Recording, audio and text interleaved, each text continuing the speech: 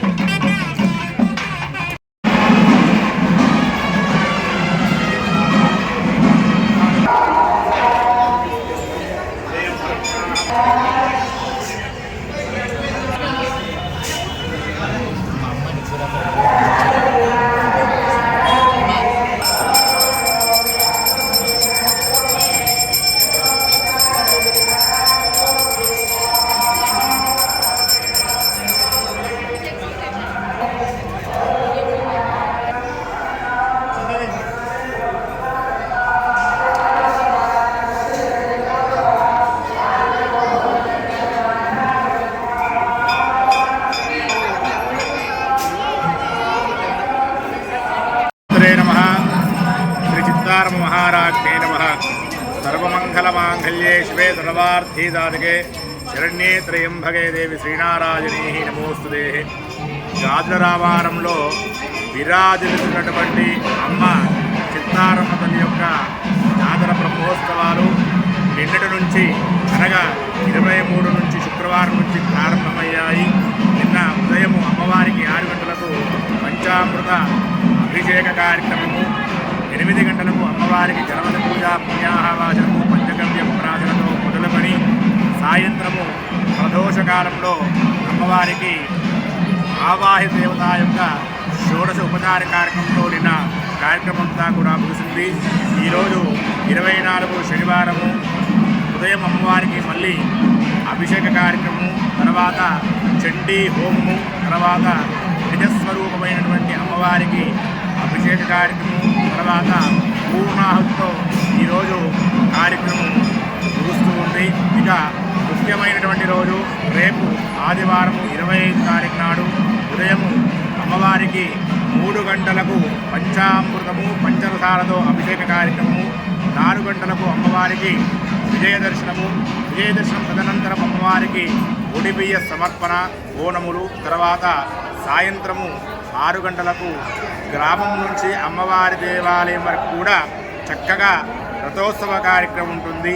ఇక 26 నాడు అమ్మవారికి భవిష్యవాణి గావురంగము, తర్వాత 27, 28, 29 ఈ 3 రోజుల పాటు అమ్మవారికి మహిళల చేత విశేషంగా సామూహిక కుంకుమార్చన సేవా కార్యక్రమం, తర్వాత దర్శనములు జరుగుతాయి.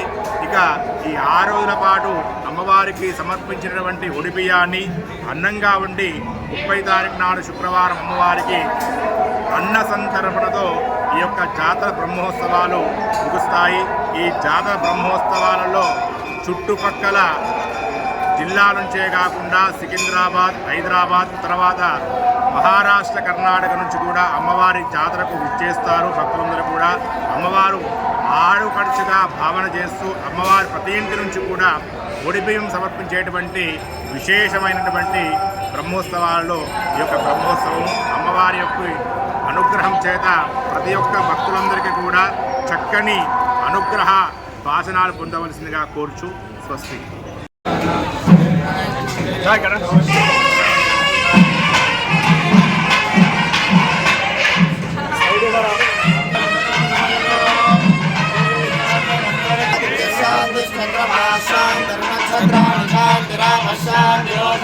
శాంతి